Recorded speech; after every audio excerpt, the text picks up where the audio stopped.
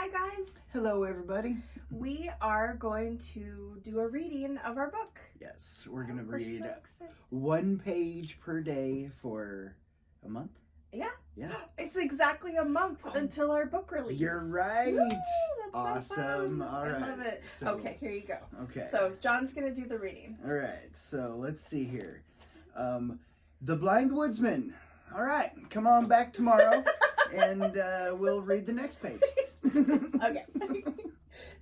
For realsy. Yes, for realsy. I'm going to just do, today I'm going to do the first page. So the book is, John and I wrote the book, just so everyone knows. There was no ghostwriter. We put our blood, sweat, and tears into it last year. I gave her the ingredients and she baked the cake. I am the subject of the book, but she is the author of the book. Okay, but he also did write the book. Okay, so yeah, I threw in my 2 cents here and there. Okay. We'll do a video later about how we, like, our process, because that was actually really interesting. It was. Think. So, it was. Yeah, okay, so the book is split up into perspectives. So it's split up into my perspective and John's.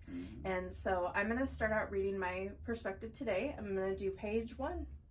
Well, actually, technically, I think it starts on page like 20 something. So. Yeah. No, 14. Yeah, well, page 1 of the story. Yes. And I'm nearsighted, so I gotta take my glasses. Okay. All right, chapter 1, Keys to the Heart. And our book is called The Blind Woodsman. A moving memoir. Yes, a moving memoir by John and Annie Furness. One man's journey to find his purpose on the other side of darkness. Alrighty, here we go. Our story sounds made up, but to cite a familiar saying, the truth is often stranger than fiction. In our case, it's better. In early July of 2012, a friend told me about a volunteer opportunity to paint a piano that would be auctioned for a fundraiser to benefit a local school. She knew I was always looking for something to keep myself busy. Having grown up in Vancouver, Washington, I was very familiar with the school. It was nicknamed the Piano Hospital because it was a repair business. It was also unique because the students who attended all had one thing in common. They were blind. This day, I was painting a small spinet piano, which happened to be blocking the doorway to a classroom. As far as I knew, I was the only person in the whole school other than a couple administrative folks on the other side of the building.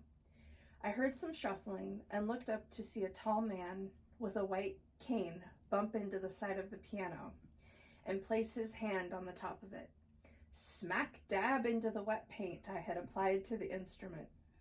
I was a little embarrassed and could tell he was too. He held his hand up, smiling and asking, "Did I do much damage?" Luckily, the paint had been drying for a bit, so there wasn't much on his hand. He had a beautiful smile with big dimples, and his eyes were totally closed. I apologized and stood up from the floor where I had been working. Putting my paint-covered hand out to shake his, I smiled and waited. And then it dawned on me. He couldn't see my hand hovering in the air in anticipation. So a little too loudly, I said, "My name is Annie." So there you go. So we'll go ahead. And my name is Blind Paint Hands. SpongeBob Blind. Yeah. Sponge John SquarePants. So we will be doing this every day. So we're going to read one page a day, and it won't be in order. We had kind of talked about that, but I think it would be more fun to skip around a bit. Next time, I will randomly pick a page in the book. That's a great idea. Yeah. All right. So See you tomorrow. Bye.